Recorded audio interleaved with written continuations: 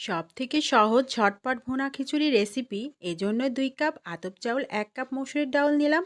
খুব সুন্দর করে ধুয়ে আধা ঘন্টা পানিতে ভিজিয়ে রেখে ছাঁকনির মধ্যে পানিটা ঝরিয়ে নিচ্ছি। এদিকে পরিমাণ মতো তেল দিয়ে দিলাম কড়াইতে। তারপর 2টা তেজপাতা, দারচিনি, এলাচ, লবঙ্গ, গোলমরিচ দিয়ে দিলাম।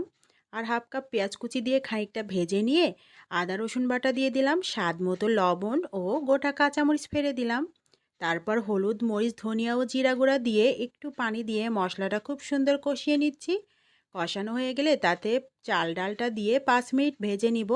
এবার পরিমাণ মতো পানি দিয়ে দিচ্ছি। পানিতে জাল উঠে গেলে ঢাকনা দিয়ে ঢেকে দিলাম। 10 মিনিট পর ঢাকনাটা খুললাম, পানিটা বেশ শুকিয়ে আসছে। এ পর্যায়ে গোটা কাঁচামরিচ ও 2টা পোলাও পাতা ছিঁড়ে দিয়ে দিলাম। আরও 10 মিনিট এটা ঢেকে দমে দিয়ে দিলাম। 10 মিনিট পর আমি 1 টেবিল চামচ ঘি দিয়ে পরিবেশন করলাম। রেডি হয়ে গেল ঝটপট স্বাদের খিচুড়ি। সব